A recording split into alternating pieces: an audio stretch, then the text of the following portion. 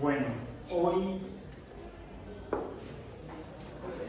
es lunes 16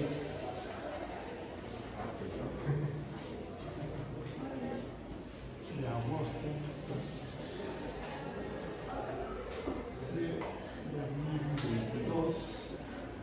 Estamos en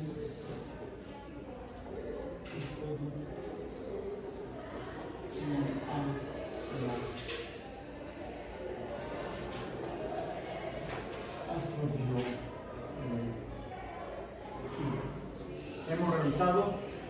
Hemos comenzado con la ecuación de Drake,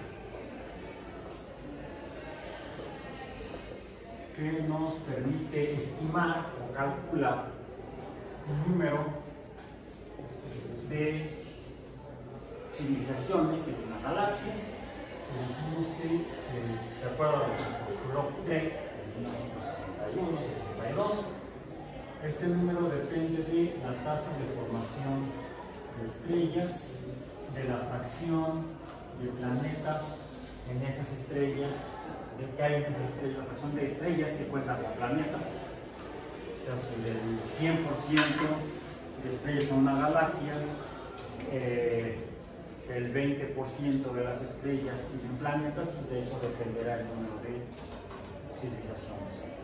De esos planetas, pues los planetas que tengan el número de planetas que sean ecológicamente viables para la vida. ¿Cuál es la cuarta variable? La fracción de planetas en los cuales surge la vida. ¿Sí? Este es su índice L. ¿Sí? Y la quinta variable es... ¿Mande? Es que la última parte no te la entiendo. La fracción de planetas en los cuales las formas de vida que surgieron en un ambiente apropiado, pues evolucionan hasta desarrollar algún tipo de inteligencia, pero lo importante es que esa inteligencia sea capaz de desarrollar tecnología, pero no cualquier tecnología, no herramientas de piedra, sino de comunicaciones más allá incluso de su cuerpo astronómico donde habitan, o sea, de comunicación interplanetaria o extraplanetaria, podríamos decir. Pero también finalmente de el tiempo de vida que dure esa civilización.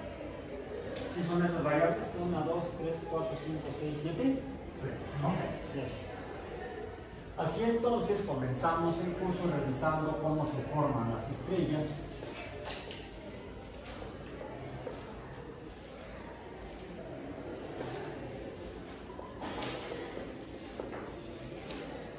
De esta manera tenemos R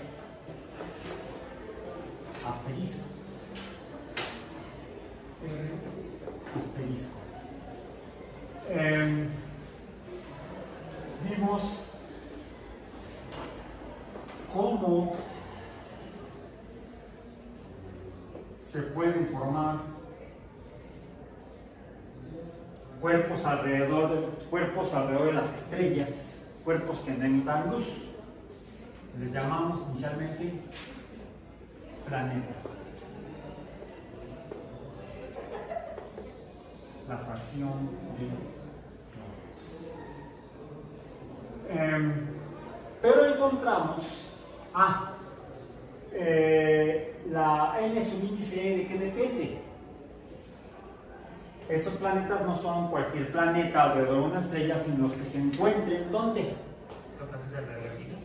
No, que sean ecológicamente viables. Para que un planeta sea ecológicamente viable, vimos que se requiere que tenga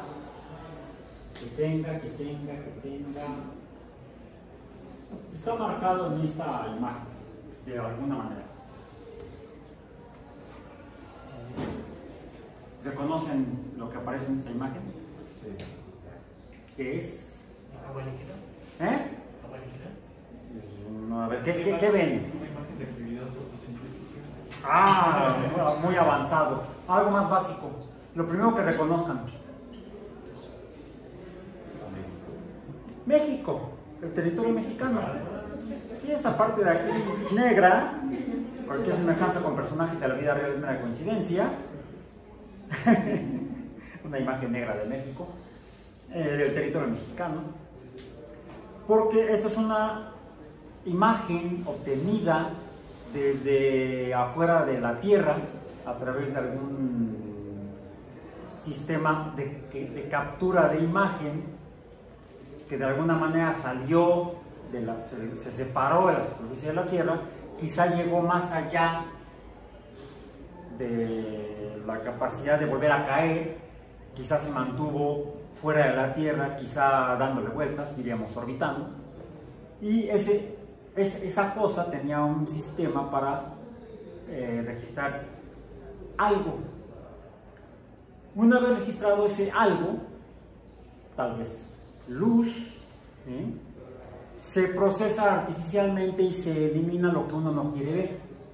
En este caso, el objetivo o el interés de esta imagen no es el territorio continental del continente americano o el correspondiente al territorio mexicano. Alcanzamos a ver un poco de Centroamérica, aquí, un poco de la costa norte del Golfo de México, sería la costa del sur de Texas. Bueno, pues no hay más que costa sur en Texas. Texas no tiene costa en el norte, por ejemplo.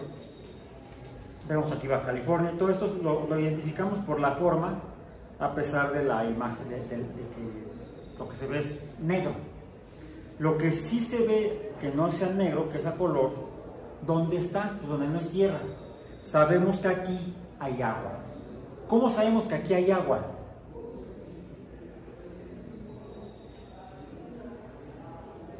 Pues yo lo sé porque he estado aquí.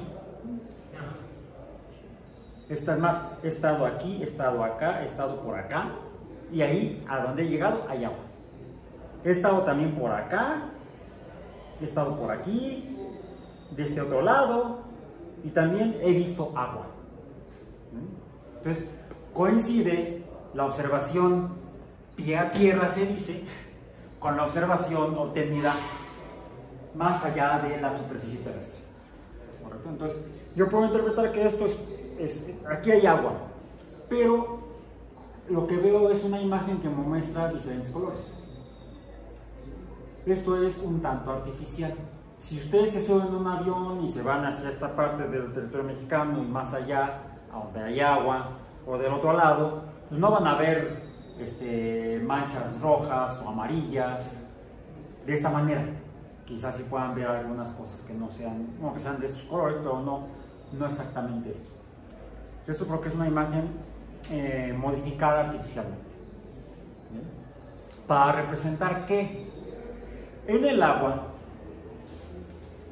es posible que se formen formas de vida. Entonces, para que un planeta sea ecológicamente viable, requiere que haya agua, pero no cualquier tipo de agua, porque, déjenme ver acá otra imagen, donde se vea agua, sí, aquí tengo otra imagen donde se ve agua, esta también está tomada desde por encima de la superficie, y aquí se ve agua. ¿Dónde la ven? ¿Sí reconocen la imagen? Y si no, vean el pie de... Dice aquí, el volcán Popocatépetl rugió en diciembre de 2000, lanzando rocas, ceniza y humo a lo alto sobre el Valle de México. Los volcanes son monitoreados desde estaciones, naves y satélites en órbita, como el Landsat 7 de la NASA. Aquí donde ven agua. ¿Ven agua? Sí. ¿Dónde? La manchita blanca, ¿no? La manchita blanca. Esta es una imagen en colores de tipo real. ¿Y por qué se ve blanca el agua? Porque es agua sólida. La manchita blanca es agua sólida. Y es agua sólida o semisólida, probablemente lo que quedaba del glaciar en el Iztaccíhuatl. y nieve. Se alcanza a ver por aquí también otro poco de agua. Sí, alcanzo a ver agua. A ver, revísenla de cerca. Si ubican el lugar que está en la imagen, quizá encuentren agua. Agua líquida. ¿Ya la encontraste? No. A ver, pásale a alguno de tus compañeros.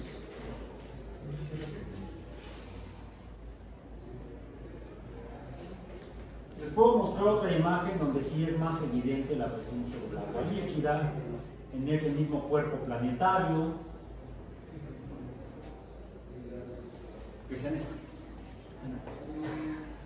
Esta es la primera imagen de la Tierra y la Luna en un solo cuadro, tomada por la Voyager 1 de la NASA en septiembre de 1977, a 11.66 millones de kilómetros de la Tierra rumbo a Júpiter.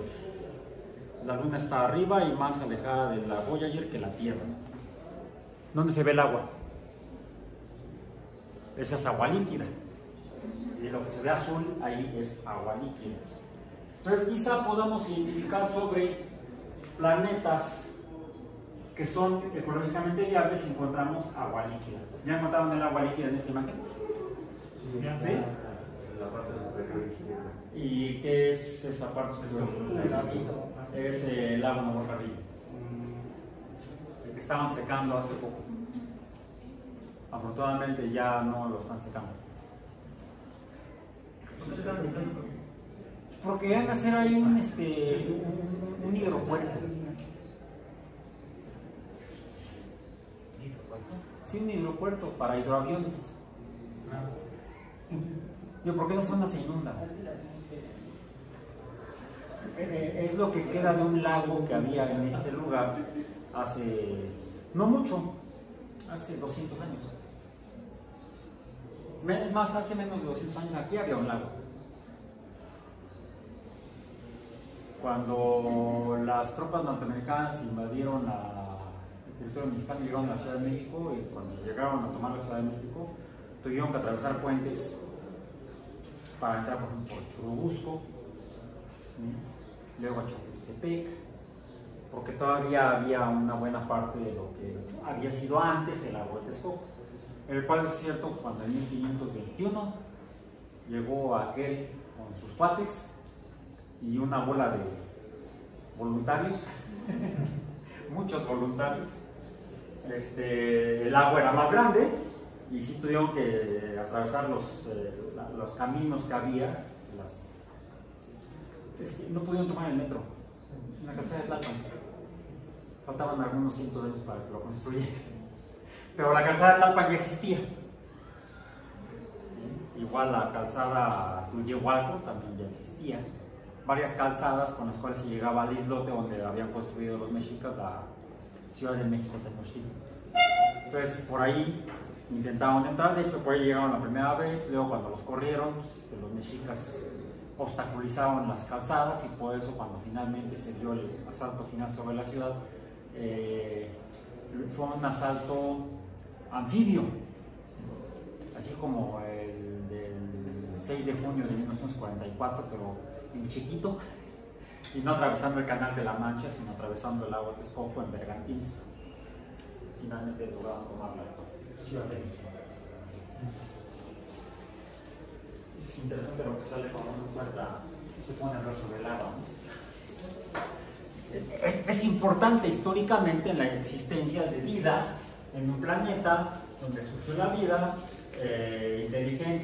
tan inteligente que construyó una ciudad encima de un lago, y tan, no sé si es inteligente seguirla construyendo ahí mismo porque se está hundiendo, tal vez no fue tan inteligente dejarla ahí, pero bueno, de alguna manera. Entonces el agua es, dicen por ahí, el elemento vital. No, no es un elemento. El agua no es un elemento. ¿Por qué? ¿Por qué el agua no es un elemento? Porque es un compuesto. El agua, diríamos entonces, n subíndice E, vimos cómo entonces la vida depende del agua. Es más, pongámoslo así, mostrando que es un compuesto efectivamente. H2O líquida, y de esto depende N subíndice E. Para que sea ecológicamente viable, el agua debe ser líquida. Inicialmente. Y esta imagen vimos que aquí se ve, es evidente que en la superficie de este planeta, este es un planeta. ¿Cómo sabemos que es un planeta? Pues conocemos la estrella alrededor de la cual orbita, y esta es la estrella. Vemos aquí que las estrellas no son estáticas, en el sentido de, por supuesto, de su movimiento, se mueven, orbitan en el centro de la galaxia, sino que cambian con el tiempo, incluso en tiempos muy cortos, como un periodo de 11 años, si son 11 años, de 1996 a 2006, 10 años. ¿Y se ve igual? No. Y esto es un intervalo de tiempo muy corto. En intervalos de tiempo más largos, más extensos, pues también hemos podido observar que las estrellas cambian, y de eso depende la energía que irradian. Entonces, si la presencia de agua líquida depende de la energía radiante que llegue al planeta, a esa zona donde está ese planeta, donde es posible que haya agua líquida, ¿cómo le llamamos? La zona habitable, ¿no?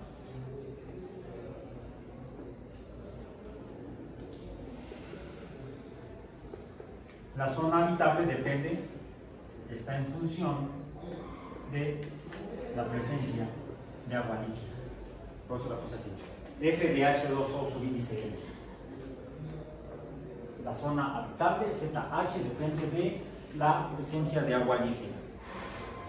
Y la presencia de agua líquida depende de, como nos describe el diagrama de fases, de la presión, de la temperatura inicialmente. Y la temperatura depende de la energía térmica inicialmente. Y la energía térmica normalmente viene de la estrella. Pero las estrellas no siempre emiten la misma cantidad ni calidad de energía térmica en su ciclo de vida. Varía. Entonces, para que haya las condiciones térmicas adecuadas, para que haya agua líquida sobre la superficie de un cuerpo planetario, debe encontrarse una estrella del tipo adecuado para que en el momento adecuado irradie la cantidad de energía adecuada o necesaria para mantener el agua líquida sobre ese cuerpo. Bien. Porque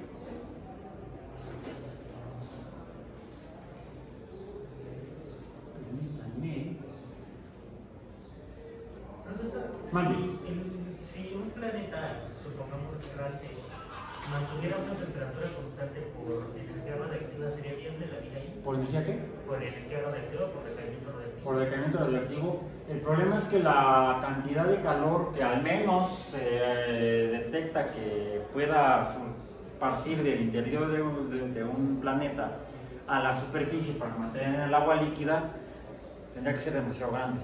Y quizá entonces sería tan grande que la superficie podría no ser líquida, ya no ser sólida, y que permitiría la presencia del agua líquida. Habría un recambio de materia dentro de ella, el agua, por convección, y entonces pues ahorita hay vida y luego se hunde y se cuece, y entonces como que suena poco viable, ¿sí? Si la energía fuera estrictamente solamente la energía térmica por convección, no necesariamente radiante, sino por convección o por contacto, recordemos, habría que revisar cuáles son las formas en las que se transmite el calor. Puede ser por radiación, puede ser por convección, puede ser por contacto, que mantuviera entonces el agua líquida sobre la superficie.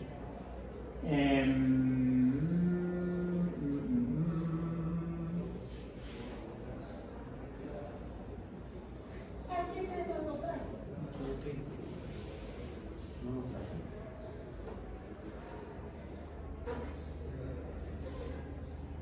Otra, no la traje. Déjenme revisar dónde. ¿Por qué no la traje?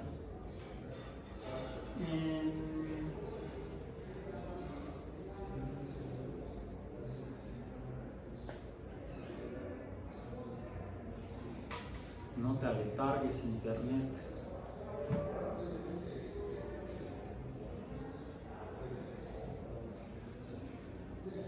Ah, no, si debería estar aquí. Si traje esta es la 62, la 61, 65, 59, 60, 63, no la traje.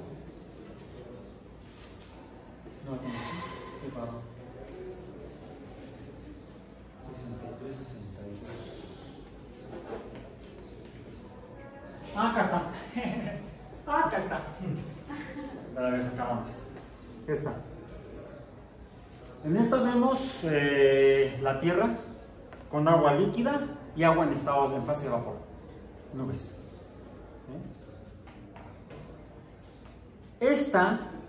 ¿Cuál es? Son los 8 planetas del sistema solar y la Luna. ¿Cuál es este? Venus. ¿Qué observan?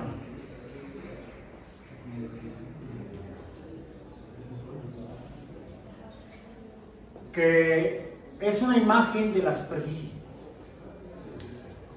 Y mencionamos que por telescopios ópticos no se puede ver la superficie porque lo que uno encuentra es una capa nubosa. Como mencionamos, cuando la observaban por primera vez desde Galileo y por los siguientes siglos, siempre supusieron que era nubes, vapor de agua. Entonces se habría asumido que habría al menos vapor de agua sobre la superficie de Venus y quizá esa agua se pudiera condensar y precipitarse y formar agua líquida. Pero cuando finalmente se estudió Venus con naves espaciales y desde la Tierra por radiotelescopía, se detectó que esa capa nubosa está muy caliente. Emite una gran cantidad de radiación infrarroja. Tan caliente que en Venus la temperatura es demasiado alta para que haya agua líquida. 640 grados Celsius. No, 400. Son los mismos dígitos, pero en otro orden, perdón. 460, no 640.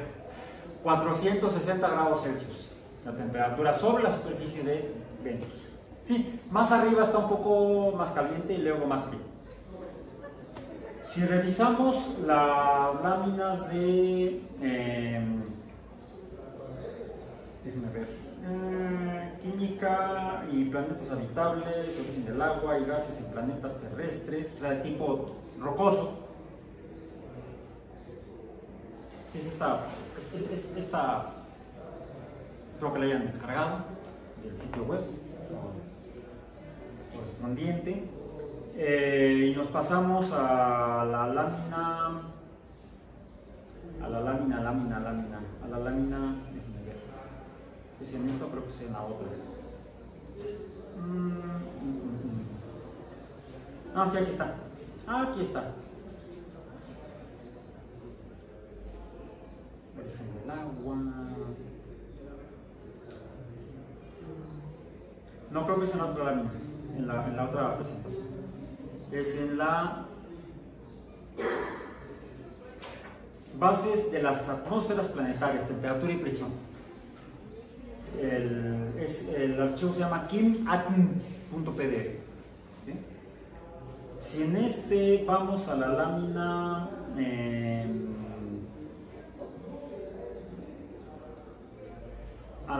número 14, vamos a ver la imagen en luz visible de Venus. Es distinta a la que está en la fotografía, ¿no? Kimatm. Kim con mayúscula Q es Q-U-I-M A mayúscula A-T-M. ¿Ya lo tienes? Ok. En la lámina 14 está la imagen de óptica de Venus, vamos a decir. Si ustedes, de hecho, es tomada también por una nave espacial. ¿Sí? Si ustedes viajan en una nave espacial a Venus y se asoman por la ventana, van a ver eso. Lo mismo que vio Galileo, pero de cerca. Nubes. No van a poder ver la superficie. Esta es una imagen que no podemos ver con los ojos directamente, esta, sino que es una imagen en colores visibles, están entre amarillo, anaranjado, café, blanco, ¿sí? Traducidos de cantidad de infrarrojo emitido. Donde hay más infrarrojo emitido está más blanco, donde hay menos infrarrojo está más oscuro, donde hay menos emisión de infrarrojo está más o menos. No, espérame, no está en infrarrojo. Estas ondas de radio, perdón, ondas de radio. Esta es obtenida por medio de radiometría, la que se puede hacer, por ejemplo, con radiotelescopios, ya sea basados en tierra. De hecho, se han obtenido imágenes de Venus desde tierra mediante radiotelescopios, o si es de mayor resolución la imagen, si mandamos a una nave espacial con un radiotelescopio incorporado, un radiómetro que registre la cantidad de ondas de radio de diferentes frecuencias y diferentes cantidades, y podemos hacer un mapa de este estilo. Entonces, esto no lo podemos ver con los ojos. Esto lo vemos a través de una transformación instrumental. ¿Sí? Son como hace poco se publicaban, decían, la imagen del primer hoyo negro obtenida por los humanos. Y hace más poco, la imagen del hoyo negro en el centro de la galaxia. Bueno, esas imágenes no son reales. Claro, nos están engañando. Conspiración mundial. No es eso a lo que me refiero con que no son reales, sino que no son imágenes que podamos ver con nuestro estrecho margen de visión en el espectro electromagnético. El espectro electromagnético, de hecho, es todo el tipo de luz que existe en este universo. Y hay tanto luz que podemos ver, como la luz esta, ¿sí?, que emite esa lámpara, se refleja en mí, se refleja en el pizarrón, se refleja en todos lados, llega a nuestros ojos y la procesamos gracias a que evolucionamos aquí y nos sirvió más o menos para ser algo inteligentes, y con eso, esa es de todo el espectro electromagnético, esa es la luz que vemos, que es un pedacito así, que son 6 colores, según lo obtenemos de los trabajos de Newton, aunque ya habían mencionado que dice 7, nosotros quedamos en 6, que son desde el rojo hasta el violeta. La diferencia entre los colores no solamente es el color entre ellos, sino la energía de esa luz. Hay más energía en la luz violeta que en la luz roja. Hay una energía intermedia en la verde y la amarilla. Pero, como ya mencionamos, se descubrió que había más luz que la que vemos. Luz por debajo de la roja, a la que le hemos llamado infrarroja. De hecho, todavía hay más luz por debajo de la infrarroja. Ya no le llamamos infrarroja, sino que le llamamos ondas de radio. Y hay más luz más allá del violeta, por eso le llamamos ultravioleta. Y hay más luz más allá del ultravioleta. Son la radiación alfa, beta, ¿vale? Estamos hasta allá, más lejos de la luz visible del lado del violeta. La diferencia entre todas ellas, por ejemplo, la diferencia entre este azul y este rojo, es que lo que veo azul, bueno, toda la luz ahora sabemos que eso es un fenómeno de tipo ondulatorio, decimos que son ondas. Y como ondas tienen, me quedaron medio horribles, pero básicamente 3 parámetros. ondas transversales, porque pueden ser otro tipo de ondas cíclicas, longitudinales, no. Las representamos como ondas transversales. Como ondas transversales podemos medirles cosas a las ondas transversales, parámetros que nos permiten distinguir una onda de otra. Por ejemplo, una onda azul de una onda roja.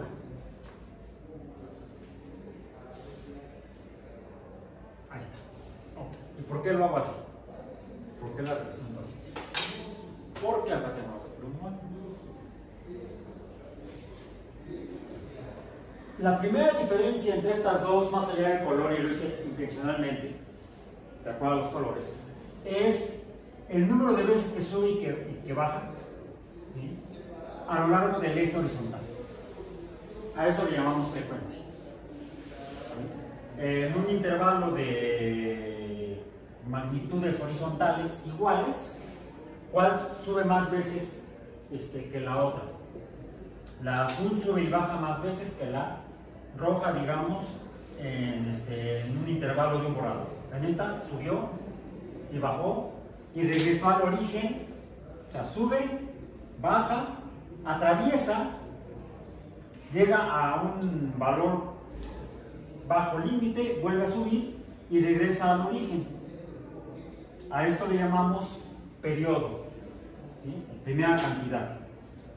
De aquí a acá es un periodo. Esta de aquí a acá, este es su periodo. Lo que vemos es que hay una diferencia en el periodo, en la longitud del periodo. De hecho, a este tipo de onda que tienen esta magnitud llamada periodo, a la longitud entre el inicio y el final del periodo le llamamos, que también podemos citar, se dice que es la longitud entre cresta y cresta, o entre valle y valle. Esta longitud le llamamos, es igual al periodo, la longitud de onda la representamos con la letra lambda, ¿sí? Longitud de la onda, que es igual al periodo. En este caso será de aquí a acá, y lo voy a poner así. ¿Por qué? Porque es más grande. ¿Sí? La longitud de la onda roja es más grande que la longitud de la onda azul. Ahora, por lo mismo, en un intervalo de unidad fija, vamos a decir, si están en dos escalas iguales, esta sube más veces en ese intervalo de unidad que esta. Esta tarda más en subir. El número de veces que sube y que baja le llamo frecuencia y es inversamente proporcional. La represento con la letra nu. Esta es inversamente proporcional a la frecuencia. La longitud y la frecuencia son inversamente proporcionales. Aquí la frecuencia es más grande, aquí la frecuencia es más pequeña. Se sube menos veces por unidad de horizontal. Puede ser el tiempo que tarda en subir y bajar. Podemos decir la frecuencia se representa como n entre tiempo y la unidad son los hertz. La unidad de frecuencia son los hertz. El número de veces que algo, una onda transversal de este tipo sube y baja, o que algo gira, el número de veces que gira entre unidad de tiempo, segundo, es un hertz. Un hertz es un periodo entre segundos. Un periodo entre segundos. Okay. La luz es un fenómeno ondulatorio y lo podemos representar así. Y la diferencia entre la luz azul y la luz roja es precisamente esa. La frecuencia de la luz azul es mayor que la frecuencia de la luz roja. Y la energía es proporcional a la frecuencia.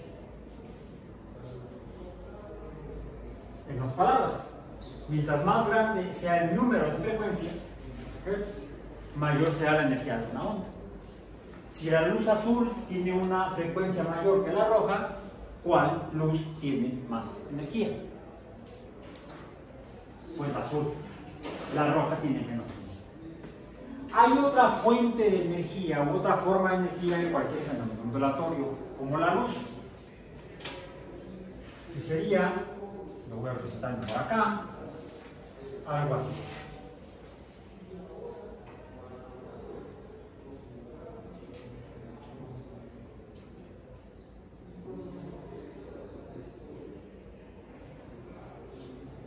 ¿Cuál es la diferencia entre la línea continua y la línea punteada?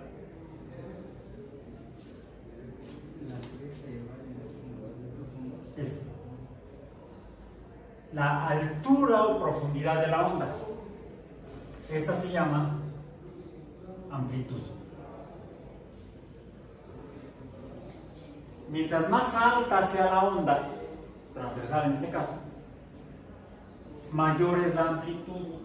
Esto está relacionado con la intensidad del color. Diríamos como la concentración. La cantidad de luz. No el color, sino la cantidad de luz. Si hay mucha luz de un color, entonces la onda va a ser más altota y más bajota. A esto le llamamos amplitud. Más amplia. La amplitud es mayor. Por ejemplo, mientras más luz emita una estrella, mayor es la amplitud o la cantidad de luz, medida como amplitud, que emite la estrella. Y las estrellas, como lo vimos en la fotografía esta, ¿cuál es? ¿Dónde está? Ya no tengo la aquí. Por aquí ando. Acá está. Acá está. El Sol emite luz, vamos a decir, blanca. Pero lo que vemos es que la cantidad de luz que emite en diferentes partes varía. Y la cantidad de luz que emite a lo largo del tiempo varía. Por cierto, esto no es luz visible, estos son luz ultravioleta. El Sol emite luz visible, luz ultravioleta, luz infrarroja, rayos X, etc. Ondas de radio también. Y en esta imagen, lo que sería la amplitud, estamos viendo un mapa de amplitud de emisión de luz ultravioleta en el caso del Sol en diferentes momentos. En algunos lugares está saliendo más luz, en otros lugares está saliendo menos luz. El promedio de toda ella es la que nos llega a la Tierra. Y de eso depende entonces que haya la energía suficiente para que el agua esté líquida. Si no es suficiente la energía porque emite poca luz, entonces quizá no haya la energía térmica suficiente para que el agua se mantenga líquida y el agua se va a solidificar. De hecho, hay modelos históricos que sugieren que en algún momento dado la emisión de luz por el Sol no fue suficiente y la Tierra, el agua en la superficie de la Tierra pudo haberse congelado. Se le llama la Tierra bola de nieve. Le averigüen luego para la tarea cuando se hipotetiza que existió la Tierra bola de nieve. ¿Bien? Hay varias explicaciones para ella, varias hipótesis. Cada una de ellas cuenta con evidencia que la sustenta y por lo tanto hay varias hipótesis posibles, no teorías. ¿Sí? Varios modelos que están buscando evidencia suficiente para imponerse como el modelo que mejor explica el fenómeno de variación de la energía recibida no tanto la energía recibida en la Tierra, sino por qué la Tierra no ha sido siempre igual en cuanto a sus condiciones de viabilidad ecológica para la vida. Si en un momento dado la superficie de la Tierra estuvo tan fría que el agua se congeló, entonces podía haber sido posible que en ese momento no haya surgido la vida en la Tierra, aunque ya hubiera agua. Quizá la vida se formó después. O quizá entró en un estado de letargo, de refrigeración. si había agua líquida y en ese momento se formó vida en la Tierra, su evolución pudo haberse afectada de alguna manera si en un momento dado la superficie de la Tierra se enfrió y el agua se solidificó. Y entonces los organismos se quedaron ahí medio congelados, no progresando ni desarrollándose como lo pudieran haber hecho en condiciones de agua líquida y temperatura adecuada, porque las reacciones químicas de los organismos, las reacciones bioquímicas, no solamente dependen de la presencia de agua líquida, sino de la temperatura del agua líquida.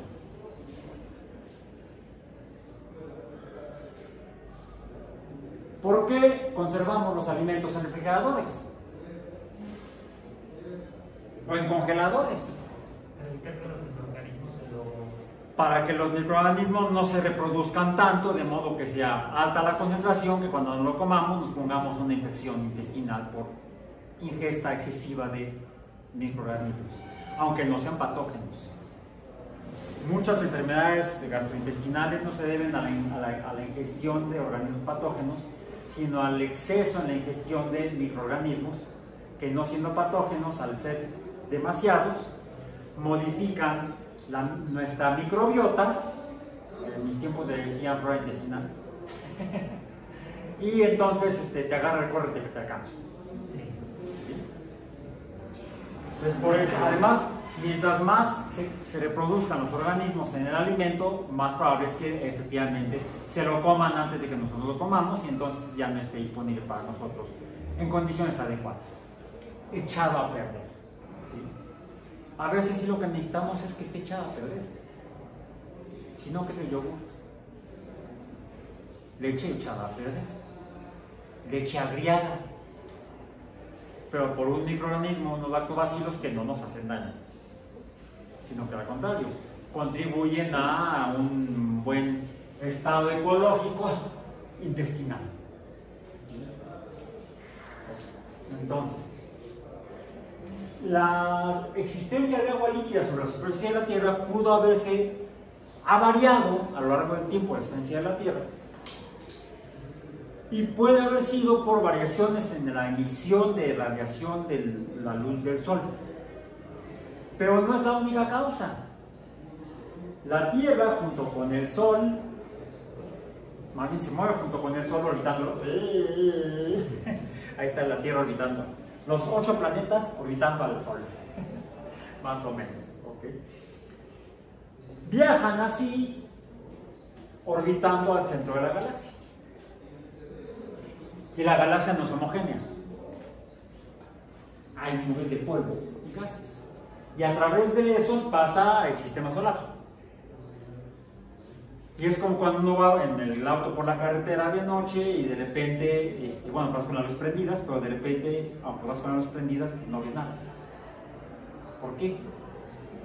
Porque tal vez hay niebla. Y la niebla impide el paso de luz, absorbe la luz.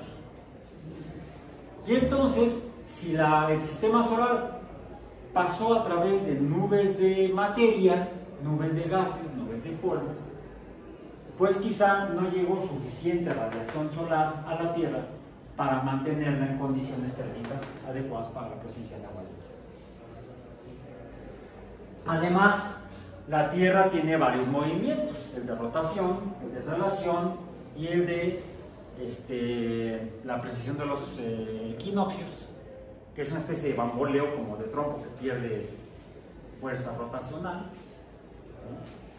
Y eso también provoca cambios en las condiciones térmicas de la Tierra, energéticas. Entonces, son varias variables las que influyen en que un planeta en particular, en este caso la Tierra, se encuentre siempre en las mismas condiciones, más bien nunca se encuentra siempre en las mismas condiciones ecológicamente viables para la existencia o la permanencia de formas de vida.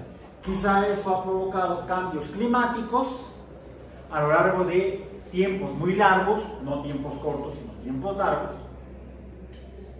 que puedan haber afectado la evolución, tanto la formación de vida en la Tierra, como su evolución.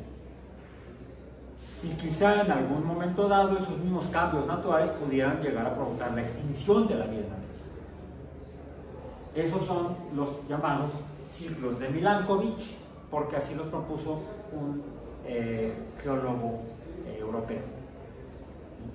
Creo que croata, o sea, no sé, de aquella región de Europa Oriental. Esos serían los ciclos de Milankovitch. Estas condiciones de tipo astronómico, el movimiento del sistema solar a través de la galaxia, paso por nubes de gas y polvo, etc., se habrían presentado también en los otros planetas del sistema solar y quizá pudieran haber influido en la posibilidad de formación de vida, permanencia y evolución de vida en otros planetas del sistema solar, o quizá en la no formación de vida en alguno de los planetas, junto con sus propiedades geológicas intrínsecas. Además de la distancia a la fuente de energía radiante, Sol, el cual también mencionamos, pues varía su emisión de energía. Por lo tanto, la zona habitable a lo largo de la historia del sistema solar puede haber estado variando en su extensión y en su ubicación. Y eso pudo haber afectado la existencia, la formación, permanencia y evolución de vida en los cuerpos del sistema solar. Ahora, nos hemos referido principalmente a planetas, pero los planetas tienen, como vemos en esta imagen, pues al menos la Tierra tiene, y en esta otra, la Tierra tiene lo que llamamos un satélite. Pero a diferencia de la Tierra, ¿qué no vemos en la Luna? Agua líquida. Ahora, otro factor para la presencia de agua es que no solamente hay agua líquida, sino también, de acuerdo a lo que nos explica el diagrama de fases, el agua se va a encontrar en las tres fases: líquida, sólida y gas. Y el agua gaseosa se va a encontrar si las condiciones planetarias son adecuadas, principalmente debidas a la fuerza de gravedad. Recordemos esa, aunque por ahí dicen algunos físicos, no, es que la gravedad no es una fuerza, me importa un comino. Yo la interpreto como una fuerza porque es el concepto que a mí me sirve para entender el fenómeno. F sub índice G me dice que esta magnitud depende de G mayúscula por M1 por M2 entre el cuadrado del radio. ¿Qué es el radio del cuerpo? Esto es para un solo cuerpo, donde la materia que lo conforma se atrae toda entre sí. E incluso la materia que está lejana a él, la que está más lejana en la superficie. Y eso me lleva a revisar un dato que no pudimos ver la vez pasada porque internet estaba del nabo. Ya pude descargar la tabla, que es esta. ¿Sí la han visto, no? ¿Sí la han revisado? Donde están todos los datos de los planetas del sistema solar. Okay. Es una tabla del Centro Goddard de Vuelos Espaciales de la NASA, donde vienen los parámetros que necesitamos. Vamos a revisarlos ahorita. La velocidad de escape, el concepto de velocidad de escape. La velocidad de escape está en función de F subíndice G.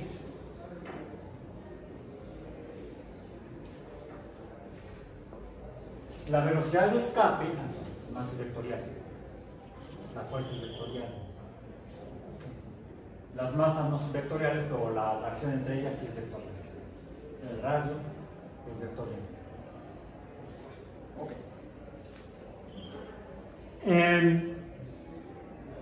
Vemos que si comparamos, si revisamos las masas, Mercurio dice 0.33 por 10 a la 24, o diríamos 3.3 por 10 a la 23 kilogramos. Venus 4.9 por 10 a la 24, la Tierra 5.9 por 10 a la 24, la Luna 7 por 10 a la 22, 100 veces menos la masa lunar que la masa terrestre. Okay.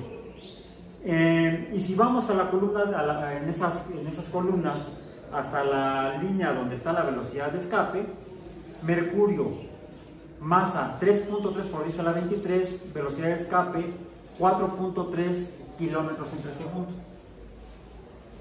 Mercurio. Pero así sería el elemento químico. Es el nombre del planeta, tiene que ser con mayúscula, ¿no? Mercurio. Decíamos la masa 3.3 por 10 a la 24. No, por 10 a la 23. 3.3 por 10 a la 23 kilogramos. Esta es la masa. La velocidad de escape es 4.3 kilómetros entre segundo.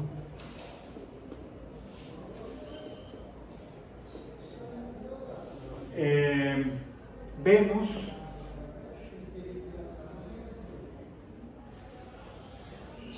eh, 4.87.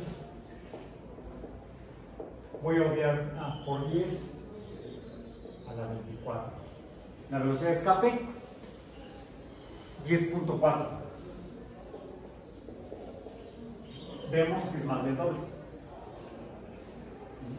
La masa es dos órdenes de magnitud, un orden de magnitud mayor en Venus que en Mercurio. En la Tierra es 5.97 por 10 a la 24 y la velocidad de escape es un poco mayor, 11.2. Marte,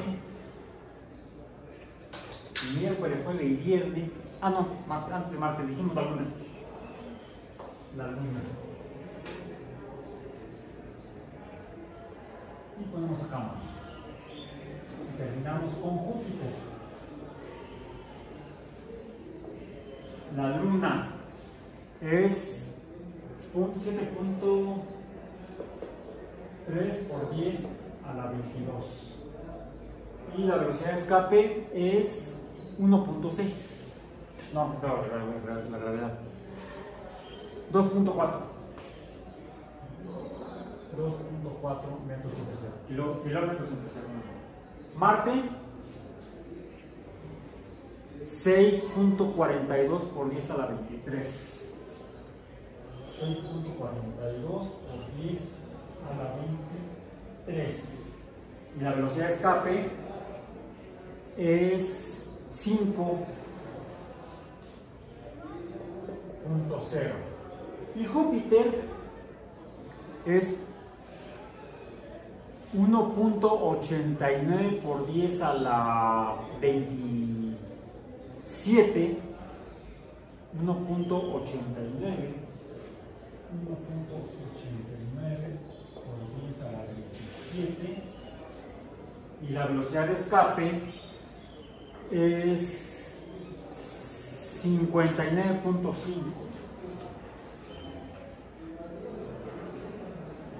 ¿Ok? Bien.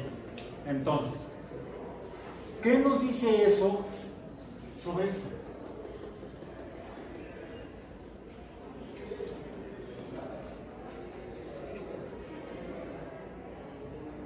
Mercurio tiene de estos sabemos que en la Tierra, tiene condiciones actualmente, condiciones ecológicamente viables para la vida. ¿Ok?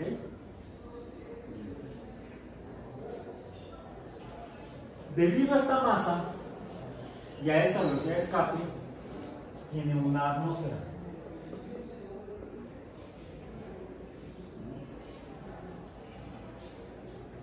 También influye la temperatura superficial. La temperatura superficial promedio 15 grados Celsius, ¿no? Temperatura 15. Mercurio,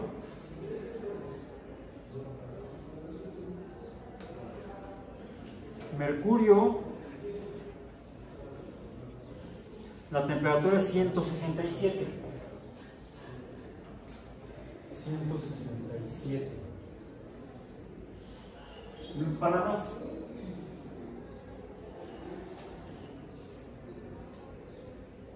En esta no hay atmósfera.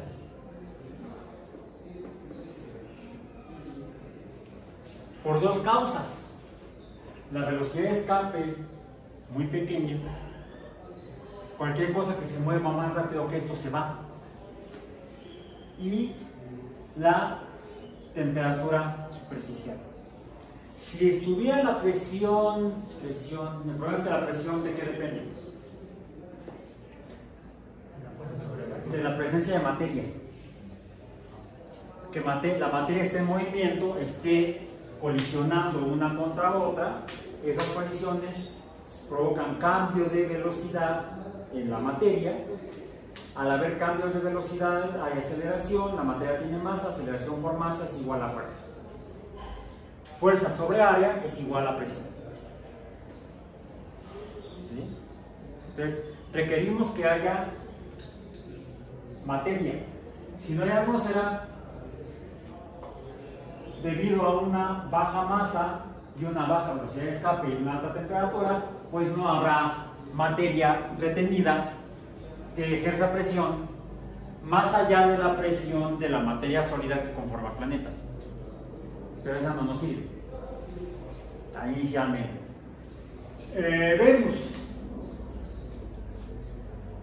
Venus, temperatura superficial.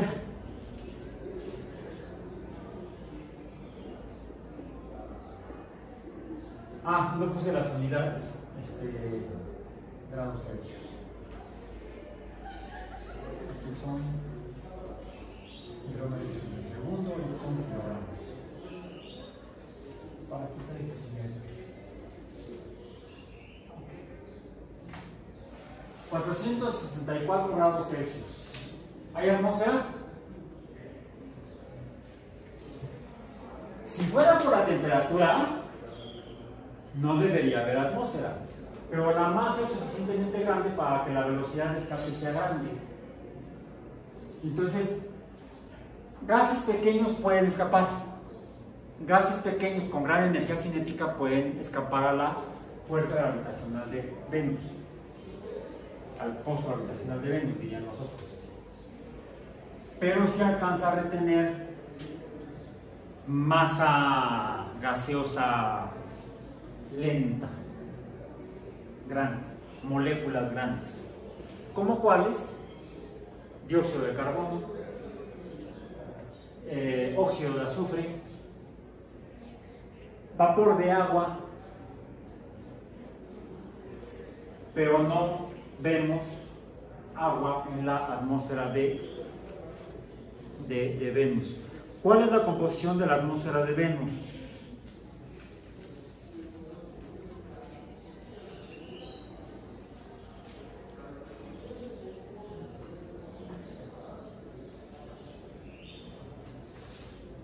La composición de la atmósfera de Venus.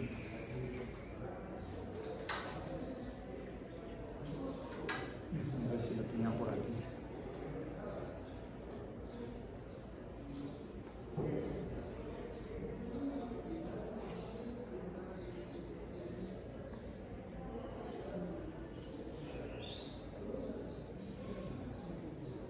Aquí está. 96.5% de dióxido de carbono y 3.5% de nitrógeno. La atmósfera tiene 96% de CO2 y 3.5% de nitrógeno y una presión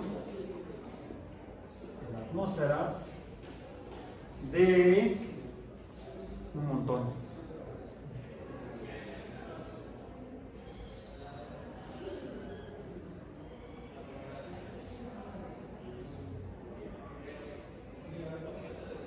La atmósfera de Venus está como a 90 atmósferas. 90 atmósferas. En el caso de la Tierra es 1. en la atmósfera. La composición atmosférica de la Tierra es 21%. Esto parece un 4 gótico. 21% de oxígeno diatómico, 78% de nitrógeno diatómico. Pero principalmente esta es la diferencia. Y esta diferencia con esta composición química, nos faltaría un dato. También hay dióxido de carbono. 15 grados, vamos a poner aquí, 15 grados. Y dióxido de carbono son como 430 partes por millón. 400, algo así. Hace como 20 años eran 350 partes por millón. Hemos estado aumentando la concentración de dióxido de carbono, CO2. ¿Bien? Pero no se compara esto, que está dentro del 1% de la atmósfera terrestre, con el 96% en la atmósfera de Venus. Entonces, esta temperatura se debe principalmente a esta concentración de ese gas en particular. Entonces, no solamente son las propiedades físicas las que determinan que un planeta sea ecológicamente viable para la vida, sino también las condiciones químicas. La atmósfera de la Tierra no ha sido siempre igual. En el caso de la Tierra, esta atmósfera es la atmósfera número 3. La atmósfera 1 o primordial estaría formada por hidrógeno y helio principalmente. Esta fue barrida por la emisión de luz, viento solar, con la formación del Sol, y la actividad geológica de la Tierra, actividad geológica que podemos observar por fenómenos sísmicos y por fenómenos volcánicos, han influido en la modificación de la atmósfera, junto con fenómenos, y es aquí donde está la otra imagen, la que les enseñé. ¿Dónde la deja?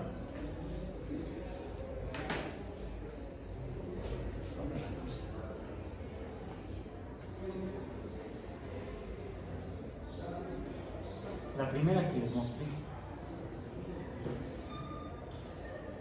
Acá está. A ver. Entonces, la atmósfera terrestre.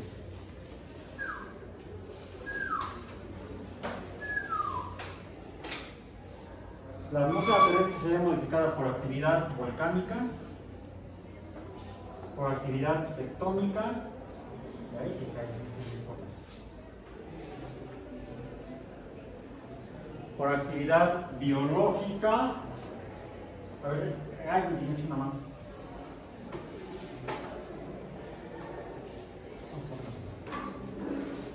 Volcánica, tectónica, biológica. Esta es fotosíntesis, actividad fotosintética, como decías hace rato. No nos condenamos. Si detienes esta, ya no se caen las demás. Y actividad humana. Ahora sí.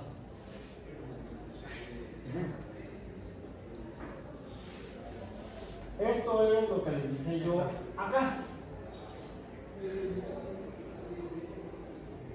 Por cierto, esta imagen ya es antigua, es a julio de 2008. En julio de 2008, la concentración de dióxido de carbono se encontraría por debajo de los 390 partes por millón. Quiere decir que entre el año 2002, donde estaba cerca de 375 partes por millón, 2002. En 20 años hemos incrementado 60 partes por millón la concentración de dióxido de carbono.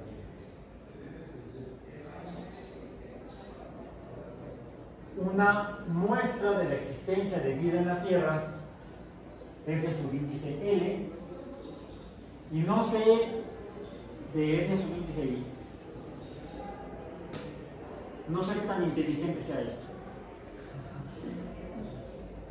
Quizás deberías poner ahí, después de F subíndice E, I, una F subíndice E, que sería la fracción de formas de vida estúpida sobre la vida de un planeta.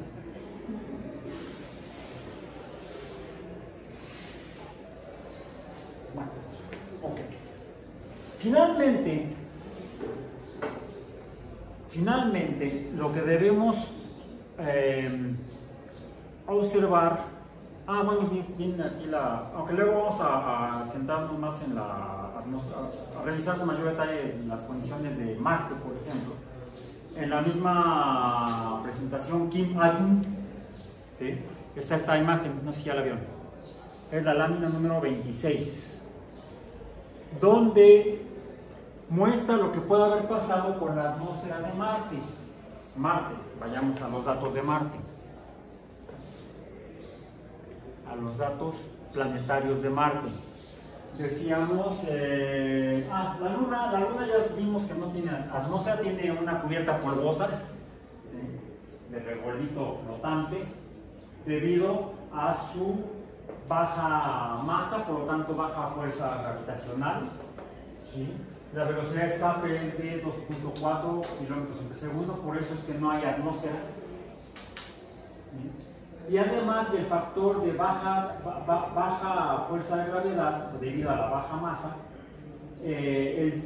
la energía radiante del Sol, que esto lo que está mostrando es que está no solamente emitiendo luz, sí, luz ultravioleta en particular, sino que junto con la radiación electromagnética salen partículas atómicas o subpartículas atómicas arrojadas, empujadas por esta presión energética de las estrellas. A eso es a la que se llama viento solar. Y es como un viento, arrastra, empuja por acción mecánica todo lo que se toca. Además puede tener interacciones físicas de otro tipo, porque muchas de estas partículas tienen carga eléctrica, son partículas iónicas, por lo tanto, y puede haber interacción eléctrica con, por ejemplo, con las atmósferas de los cuerpos, como se toca. Es lo que, junto con el efecto térmico, provoca una pseudoatmósfera en Mercurio. Tengo una imagen aquí que la obtuve de la misión Messenger en la lámina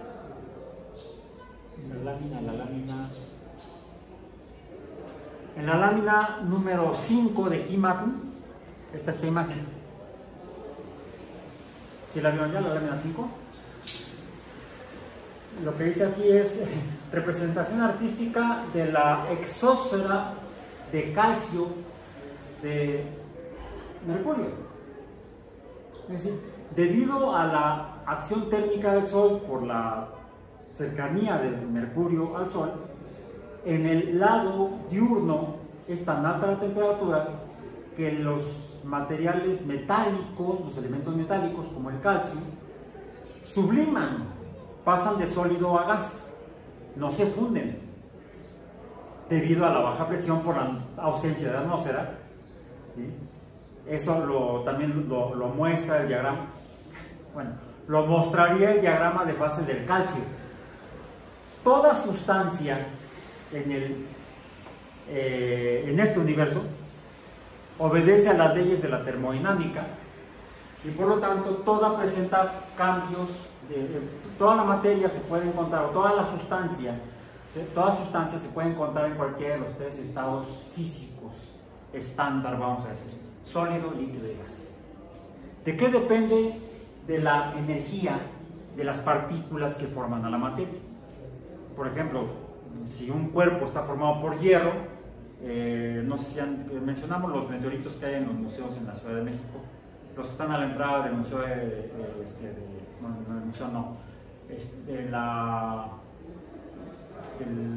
Palacio de Minería. Creo que son 4 los que hay ahí. Los 4 son férricos, son de hierro. Si ustedes llevan un imán, lo pueden pegar y pueden verificar que esos meteoritos son de hierro, casi hierro puro. Son sólidos, ¿sí? Hierro sólido, hierro metálico sólido. También puede haber cuerpos de calcio sólido en el sistema solar, de cualquier elemento químico que pueda encontrarse y haberse agregado puro, formarán cuerpos casi puros de materia de ese elemento químico. ¿Sí? Y si la energía de movimiento de cada átomo de calcio pegado a otro átomo de calcio, a otro átomo de calcio es poca, todo ese calcio se encontrará en estado sólido, como metal, calcio metálico. El calcio de hecho es un metal, es un elemento metálico. Si la energía de movimiento de los átomos de calcio aumenta, quizá porque están cerca de una fuente de calor como una estrella, una fuente de energía térmica, se van a mover y pasarían de fase sólida a fase líquida. Pero no solamente depende, como lo muestran los diagramas de fases, no solamente depende de la presión, no solamente depende de la temperatura, sino que depende de la temperatura y la presión.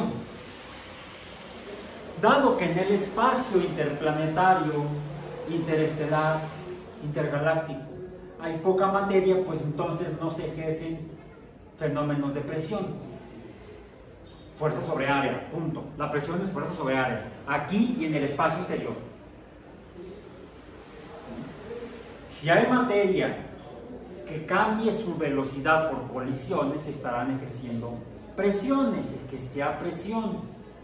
Si no hay cambio de velocidad en la materia, en el movimiento de la materia, no hay aceleración. Tengo masa, pero no cambia mi aceleración, no hay fuerza sobre área y entonces no hay presión. La presión sería cero. Bueno, si hay presión, pero el valor es cero, porque mi masa multiplicada por A, M por A es igual a F. La aceleración y la fuerza son vectoriales. Si la aceleración es dB, el dt, si no cambia B, entonces no existe A. A velocidad constante la aceleración es cero.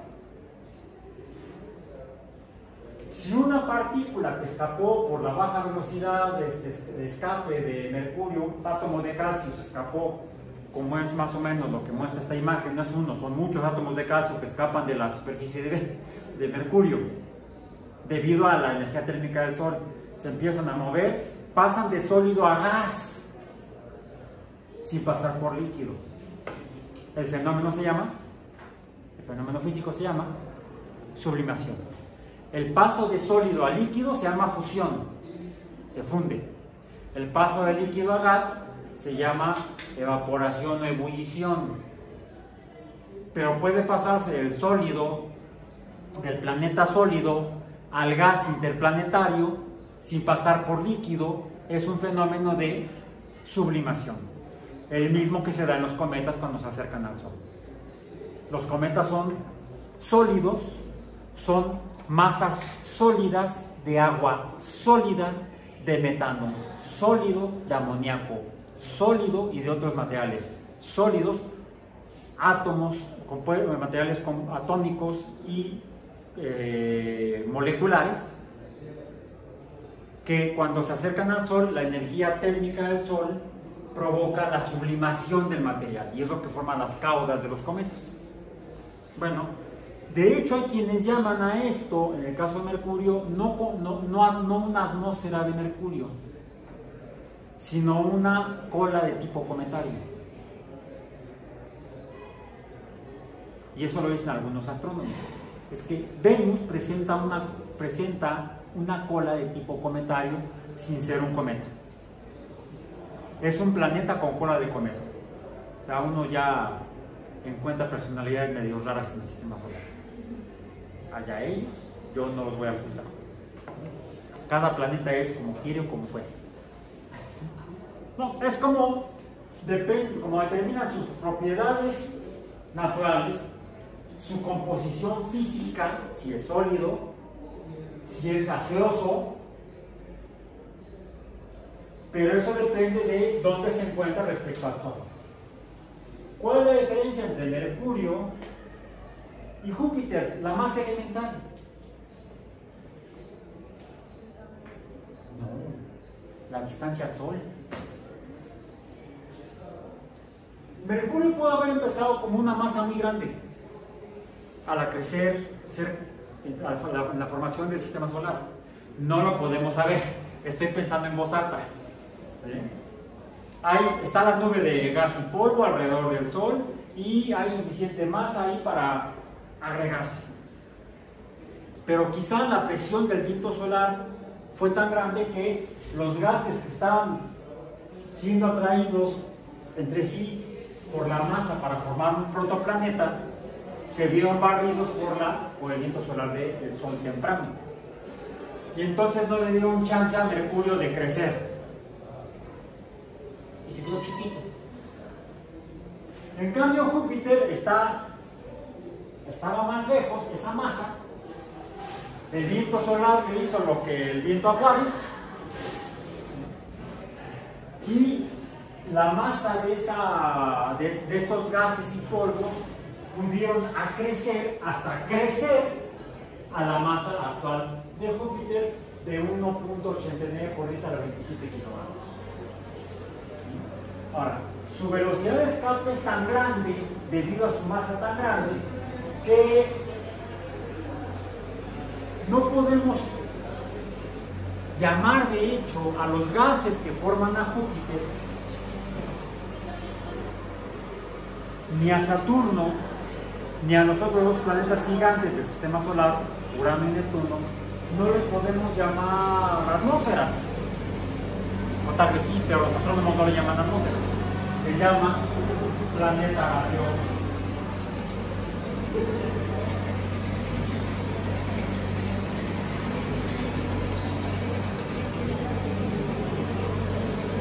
Con una velocidad de escape tan grande ¿cuál es la composición? Aquí no se da la composición atmosférica. ¿Cuál es la composición de Júpiter? Bueno, esa revísenla después porque ya con la podadora que está aquí afuera se nos complica el asunto. Y no va a acabar ahorita. Tampoco es lo más apropiado que me iba a decirle que se calle. Bueno, no sé. Cuando estaba uno en clases a distancia por Zoom, lo que se oía es: se compran colchones. Aquí lo que suena es la podadora. Pero bueno, es una muestra de la existencia de vida en un planeta ecológicamente ya alrededor de una estrella. Ok, bien. Bueno, terminemos entonces la sesión de hoy. Bien. Déjenme ver. Entonces, lo que encontramos en Mercurio no es formalmente una atmósfera. Los astrónomos están llamando una cola cometaria. ¿Sí? Atmósferas encontramos en Venus, en la Tierra y en Marte. En el caso de Marte, la atmósfera es, aquí la tengo el dato, está en la lámina número 20. ¿Sí? Fíjense. Es 95%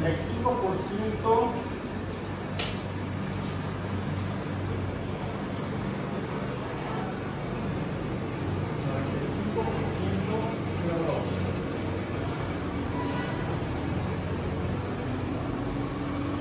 1.9% nitrógeno. Hay otros gases, pero me los estoy saltando. Oxígeno 0.14.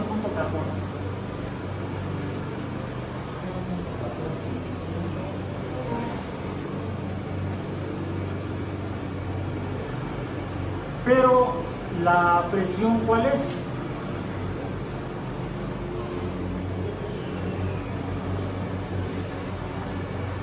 La presión en Marte es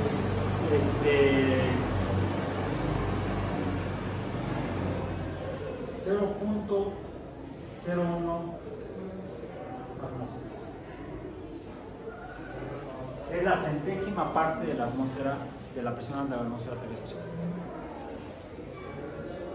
Por eso en la película de The Martian, Rescate en Marte, le pusieron en español, pésimo título. Está exagerada el inicio de la película. Sí, efectivamente. Efectivamente. Vamos a analizar Marte con mayor detalle posteriormente.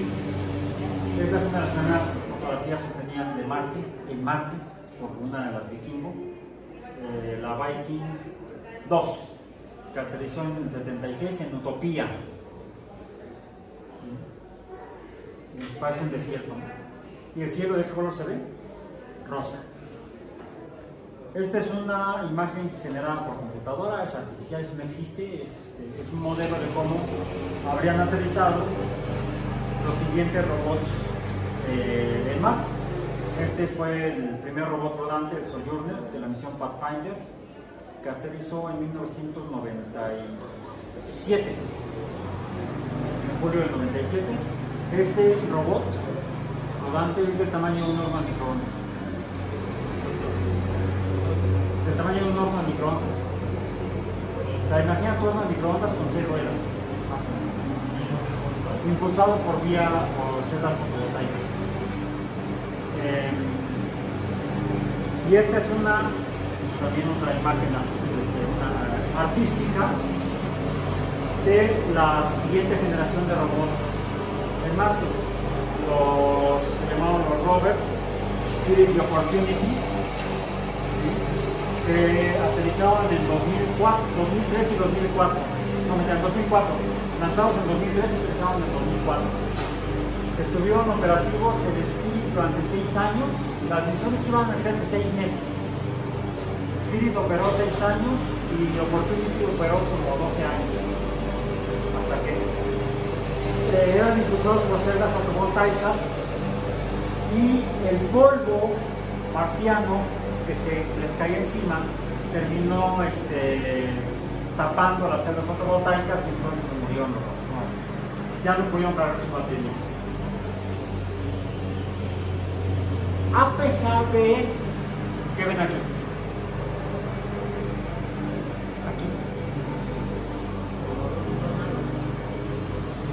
Como un torbellino, como un pequeño tornadito. A pesar de que la atmósfera es tan delgada, el 1% de la atmósfera terrestre, un centésimo de 1%. Los cambios térmicos debido a la radiación solar y a la naturaleza de absorción y emisión, reflexión de la luz por la superficie, genera clima en patrones climáticos en Marte. Patrones climáticos que a su vez involucran fenómenos meteorológicos, como viento. Viento en diferentes direcciones, lo que llega a generar torbellinos. De hecho, estos torbellinos ayudaron a que las misiones robóticas duraran más tiempo, porque de repente pasaba un torbellino por encima del robot y le limpiaba la arena. El problema son eso sí, como en la película de The Martian, las grandes tormentas de arena en Marte, como las que encontraron la primera misión Mariner, que cuando llegó a Marte no aterrizó nada más, pasó y tomó fotos. Las fotos que tomó casi no se ven características porque había una tormenta de alcance global, que fue como por ejemplo la que acabó con la vida útil de Opportunity, una tormenta global que cubrió todo Marte, que duró 8 meses, y entonces el robot no pudo volver a cargar sus baterías y ahí quedó. Estos patrones, estos fenómenos meteorológicos de los torbellinos podrían servir para limpiar las celdas fotovoltaicas pero las grandes tormentas de arena, como las que se dan en el desierto de Altar en México, allá por Sonora, Chihuahua, le llaman viento negro. ¿Sí? También suceden en Arizona, por ejemplo, en el Amazonas todavía no, espero que no, en Sahara ocurren ese tipo de tormentas, en el que la arena levantada por el viento llega a bloquear completamente el sol. Entonces, ese tipo de fenómenos atmosféricos, donde hay fenómenos meteorológicos como vientos que levantan grandes cantidades de polvo, pueden afectar la evolución de vida en los planetas ecológicamente viables. Entonces, son muchas variables las que debemos seguir revisando para seguir considerando dónde, al menos en el sistema solar, pudiera haber vida. Rápidamente. Entonces, los fenómenos meteorológicos son importantes para el desarrollo. Si no hubiera fenómenos meteorológicos, si estuvieran atmosféricamente muertos, si no hubiera atmósfera, más allá de la composición química de ella, en el caso de Venus, no podría haber los factores físicos y químicos que empujan no solamente quizá a la formación de vida, al origen de la vida, sino a la evolución misma, porque los fenómenos meteorológicos se convierten en factores de selección natural. Lo vemos, una tormenta y se barre el nido de los organismos y pues, por allá no sé si fueran pájaros y llega un huracán a aves costeras y barre por los nidos, se lleva los huevos, los polluelos, la puta, ¿sí? Cierto, como dice Ian Malcolm, el matemático del Parque Jurásico, life finds a way, la vida encuentra camino. Hemos encontrado en el caso de la vida en la Tierra que la vida como fenómeno es muy resiliente, o sea, muy elástica, muy rebotable.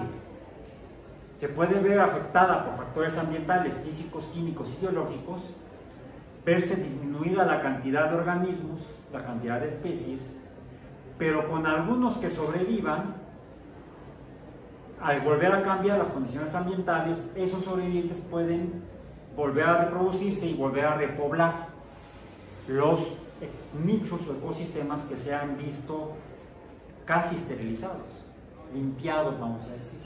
Entonces, los fenómenos naturales de tipo meteorológico contribuyen a la evolución de la vida en donde surja y quizá a dar las condiciones para que se formen formas de vida inteligentes o no.